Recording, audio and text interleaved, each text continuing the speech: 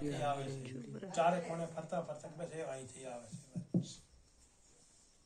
ફેર ફર્યો ફરતા ફરતા ચારે બાજુ ફરીને અહીંથી જ અવાજ આવે છે. ફેર ફર્યો ફરતા ફરતા અહીંથી જ અવાજ આવે. આવું નક્કી કરી નાખ્યું, અહીંથી જ અવાજ આવે, અહીં જ છે સંત, અહીં જ સમાધિ દે, આવું નક્કી કરી નાખ્યું. રાતે એને ભ્રમણ કર્યું.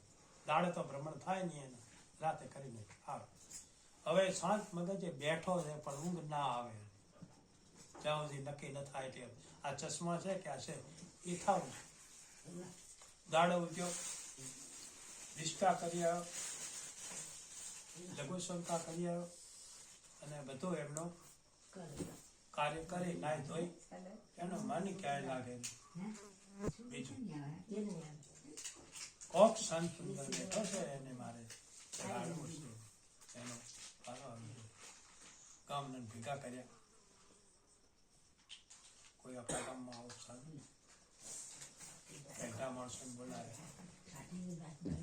કોઈને યાદ ના આવે, ના બાપુ આવે તો કોઈ નથી મારા સંત છે ફલાણો થઈ ભજન ગાય, ઓઈલો થઈ ભજન ગયા, ભજન ગયા વાત કરે.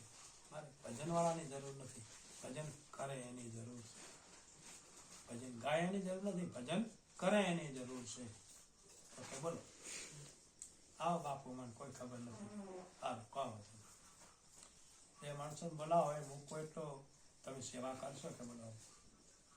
પાવડો તીકમડો આટલામાંથી ખોદો, આટલું એક ધ્યાન રાખજો, 1 ફૂટ 2 ફૂટ ખોદો, પાવડો લાગે નહીં. જોઈ અંદર સંત છે, નક્કી એને કરી નાખ્યું હતું રાતે, એટલે એને કીધું છે એટલે છે, 100% છે એમાં, આવું નક્કી કરી નાખ્યું. અને ખોદતો ખોદતો થોડું ખોદ્યો, અવાજ એને સંભળાય, બીજાને ના સંભળાય. એ સમજતો હતો, અવાજ ઘણો આવવા માંડ્યો કે બસ ભાઈ ઉભા રહો, હવે ખોદતા નહીં તમે, હવે તમે હાથથી કાઢો થોડી, તમે માથે ઉભો છો, આમ એની નજર બાર નજર એમાં ને એમાં. હવે એને લાગી જશે સંતને પાવડો, એકમ લાગશે, રેવા દો. કામ ના કે ભાઈ હવે સંત છે કે એમ કરો, ખોટા ખાડા ખોદાવે છે કે, અને બરાબર બરા ખોદાય કેમ ને કહો વાંધો નહીં ખોદો.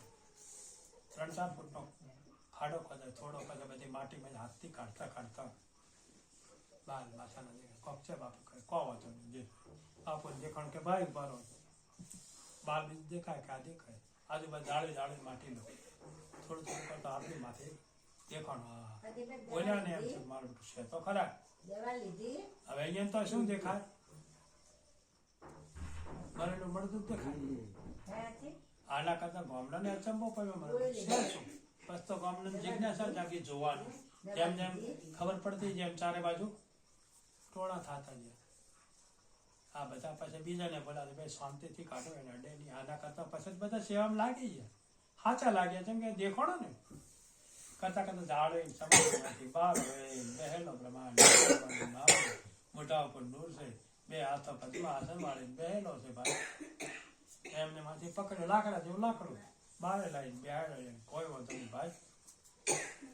એટલે કીધું શું છે કે આ માણસ સમાધિમાં જીવે છે. હવે એને સમાધિ વાળતા આવડતી હતી, નાક પકડી સમાધિ વળાવી તો થઈ આના કરી 2-3 મિનિટ 4 મિનિટ 5 મિનિટ થઈ, 5 મિનિટમાં સમાધિ વાળી. સમાધિ વાળી આંખો ખુલી, બેઠો જાગ્યો છું પણ એકદમ હતો એવો થઈ ગયો, કોઈ વાંધો નહીં, પગે પડી ગયો. એને 35 વર્ષ થઈ ગયા તો સમાધિની અંદર. કોઈને કીધું તું સમાધિ લેવાનું, કોઈ કાઢ્યો નહીં બહાર. પછી ગામડાને થાય આ તો કે મળજો હોય તમારા હિસાબે મળજો, પણ ઓલાને તો ખબર હતી કે સમાધિમાં છે. સમાધિ વાળી સ્વાસ્થ્ય બોલવા માંડ્યો. 35 વર્ષ પહેલાની વાત કરતો હતો. પછી કીધું ફલાણા માણસ હતા મેં સમાધિ લીધી હતી, 2-4 મહિના 6 મહિના માટે લીધી હતી, કેટલા 6-1 મહિના થયા છે મને, તારે ખબર પડે મને કઈ 35 વર્ષ થયા છે. પછી કીધું ફલાણા ભાઈ હતા રતિલાલ ભાઈ, એને હતા. પછી એમને બોલાયા, ગામમાં બાફલાને બોલાયા, આરે હતા કે હોય કીધું તો ભૂલી ગયો. પકડે બોલે ભાઈ પડ્યો ભૂલી ગયા વાળા 35 વર્ષે બાળક પછી એને